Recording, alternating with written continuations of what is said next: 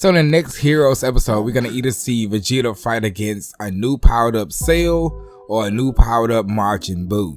But also keep in mind that Turles is there. You know, Turles has this new legendary Saiyan full power state. So who's really gonna be fighting who? Two Saiyans have already been fighting each other for a while, and I'm pretty sure they're pretty tired.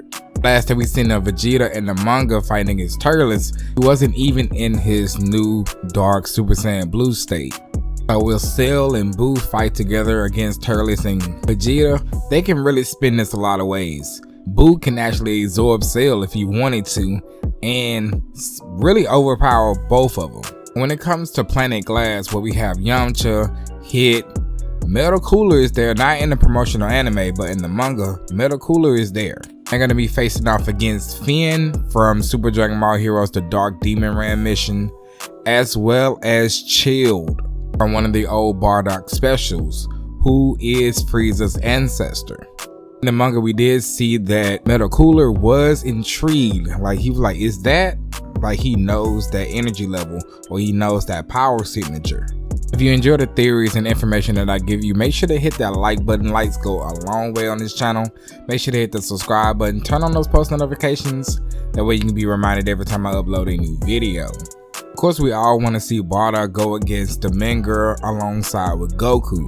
But what if team behind Super Dragon Ball Heroes has Bardock come back to that planet and fight against Chill again like he did in the movie? Now you may want to also speculate, well, Metal Cooler's there in the manga, will he team up with his ancestor to fight against our warriors? I wouldn't be so quick to think that'll happen, because back in the Prison Planet manga, or I believe the introduction to the Universe Conflict arc, Cooler could have teamed up with his dad, pretty much ditched Trunks, but he decided to kill his dad and still stay somewhat of a team with Trunks. So that fight can really go either way. I do want to also point out that in the promotional anime, we have the future Warrior in Black Gohan, as well as Trunks, Zeno, and Super Saiyan God fighting against Bojack Android 13, as well as Lord Slug.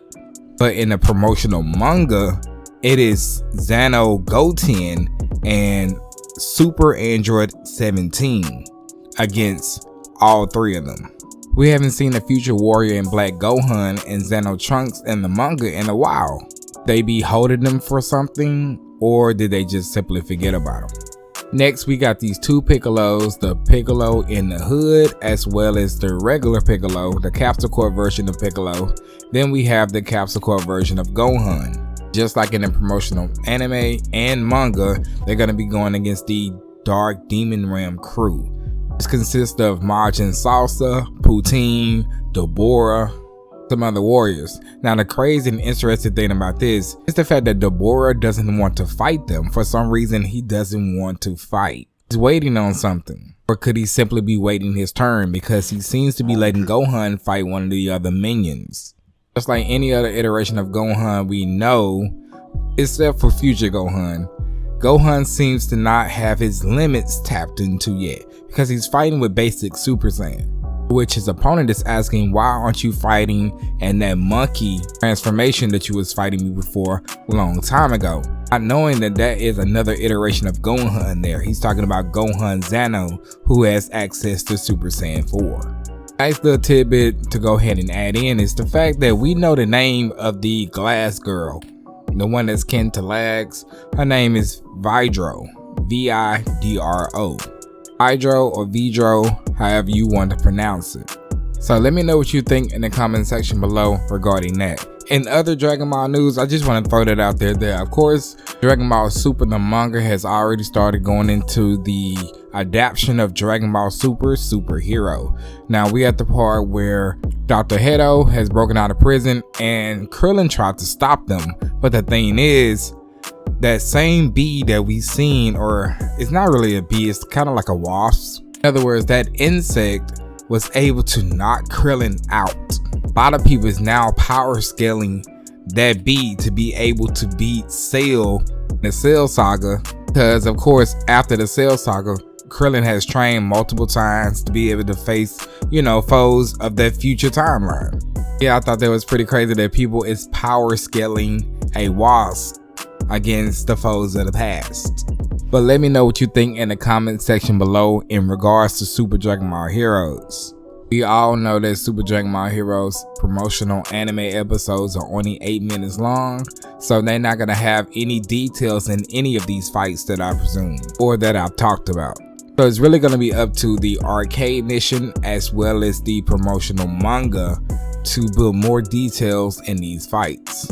How do you think the fight between Vegeta and Turles against Cell and Buu is going to go? About the interaction between Metal Cooler as well as Lord Chill? Or what about, because most people not really talking about this, Xano Goten and Super 17 versus Super Android 13, Bojack and Lord Slug? Let me know what you think about any of those fights in the comment section below. Don't forget to leave a like. Likes go a long way. And I'll see you guys in the next episode.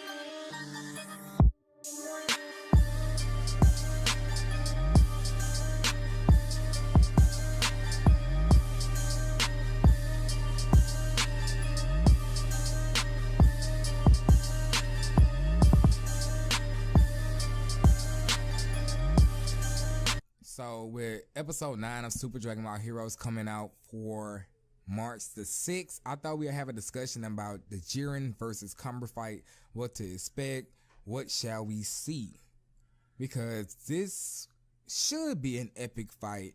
But I do want to go ahead and lay some things down to you guys. Once again,